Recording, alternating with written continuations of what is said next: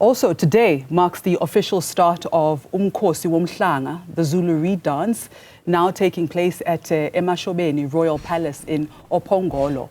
And thousands of maidens have gathered to take part in the centuries-old tradition of presenting reeds to the king in celebration of culture, purity and unity. Our reporter Nobuhle Modise is there and joins us with the latest from the Royal Palace. Good morning, Nobuhle. I see you are dressed for the occasion. Good morning, Masichaba. Indeed, you have to, because also this is a cultural celebration, and what I'm dressed in is just one of those things that represents the Zulu culture and how significant today is. And the Reed Dance for 2025 officially kicks off under King Misizulu Tini, officially at the eMashobeni Royal Palace. And you know, yesterday when we were speaking to Nobuhle, who are the women who watch over the girls and kind of guide them through the journey of womanhood, they were quite pleased with the move from Enyogeni Royal Palace to eMashobeni, because they're saying it seems quite organized this year. You'd know that provincial government, in terms of the Department of Sports, Arts and Culture, played a huge role, where this year the maidens have marquees that have been separated from district by district, whereas if you speak to Nobuhle, they tell you about the kind of things that they've had to go through over the years, because logistically some things were impossible to go around. They are quite pleased with things, the way they are. There's a high presence of, emergency services as well. You'd know that over the years there have been incidents where, the maidens are passing out, or visitors are passing out, the heat, the distances. And the nice thing about this venue, Mas Chaba, is that everything is centrally located. When the Reed Dance was taking place, Enyogeni, for example, where the maidens were collecting the reeds was quite far to Isibaya, where they would take them to. So today, what we know is going to happen, they're going to start off, obviously, as we were driving here, streams of maidens across the road, many of them bathing. After that, they're going to then collect the reeds, which are not far from where I'm standing, walk all the way here through to Isibaya, and then come all the way this side for the official program to kick off. I want to bring in Tulani Zulu, who is the spokesperson for the royal household, and he yesterday was saying that he was quite pleased with everything that has happened so far, following a site visit that they were doing on site. And this morning everything is coming together. First, after 40 years, after over almost 40 years, we are now holding this very important occasion at the eMashobeni Royal Palace. How are you feeling this morning about the way things are going? I mean, yesterday you were telling us that you were first apprehensive when the king had first announced that uMkhosi woMhlanga would be moving to eMashobeni. Now everything has come full circle, things are officially underway. Are you still pleased with the manner in which things are currently underway? We are quite happy about everything. As we are approaching 9 o'clock, you can see the maidens. They are going with uMkhosi, the one who is leading the maidens. They were going to be the first one to pick up the reed, so that the whole gathering of the maidens will take the lead after that. So we are very happy indeed. The program is good. We've got the Premier of the province. We've got the Deputy Traditional Prime Minister, and we've got His Majesty, the people who will be talking to the maidens. It's about abstinence. It's about grooming these kids, because they are our future. We happy that they will have a chance to talk to His Majesty, and they will pay respect to His Majesty. And what is very good is that history is being made, as we have said.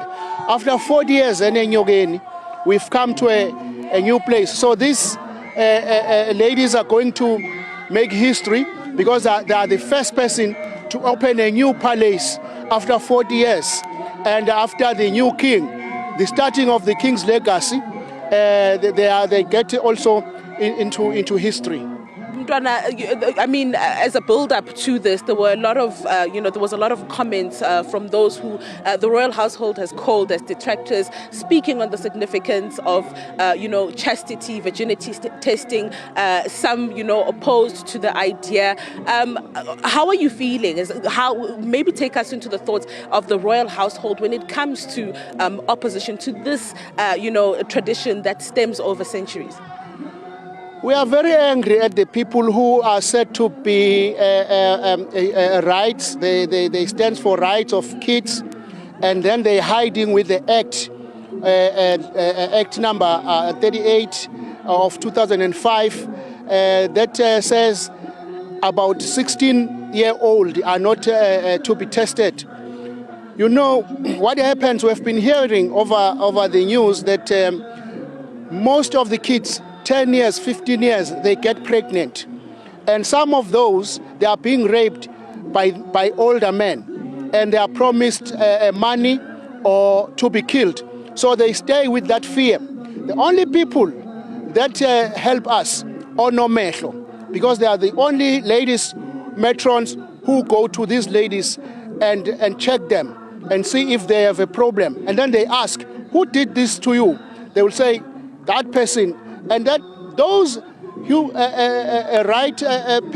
people who are standing for the rights of kids, that's their chance then to take those people who are raping the kids and make sure that they are thrown into jail. Not to come and accuse the matrons who are testing, because you know what happens. The kids which are raped, they are as young as 3 to 4 years old. They are getting raped. But while at the same time, the government also says we mustn't test these kids. It's very painful. When they made this law, this act, they never consulted the king, who is a pioneer of this thing. They never consulted Ndlunkulu. They never even consulted Nobuhle. But as far as I know, before the act becomes before the bill becomes an act, there should be a public participation. I don't know when was that done. It looked like it's a thing that was imposed, just put down our throats, and we cannot allow it. We cannot allow it at all. Lastly, Mntwana, before I let you go, the program for the day, what does it look like? You mentioned that things are going to kick off at around 9 a.m. Yes, at around 9 a.m. The first lady or the princess who is going to take the reed will then lead all the maidens to the kraal. They go on the right-hand side of the kraal. There is a place where the structure where the reed is going to be put there, and then they go in front of His Majesty.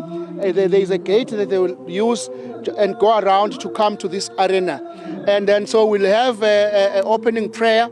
We have a welcoming by the mayor of uPhongolo. By the way, we are at uPhongolo, although just at the boundary of Nongoma.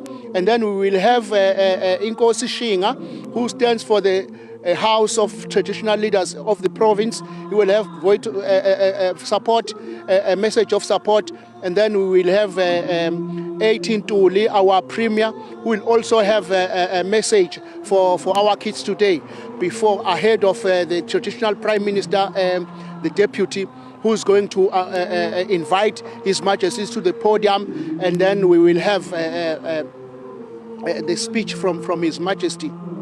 Thank you so much. That is Prince Thulani Zulu, who is the spokesperson for the royal household. They're just highlighting the program for the day, and also very importantly, speaking on those detractors who have been stating that the Children's Act 38 of 2005 that states that children under 16 should not be tested for their virginity, and him explaining why the royal household is opposed to that kind of talk, especially because this particular uMkhosi woMhlanga was revived by the late King Goodwill Kwazelithini. It stems over centuries, but it was really revived by him and the late Queen Mantombi, who, at the backdrop of, you remember in the 90s, HIV/AIDS, and you heard Mntwana there just also speaking to the social ills that led King Goodwill Zwelithini to revive this custom, to ensure that girls really appreciate appreciate chastity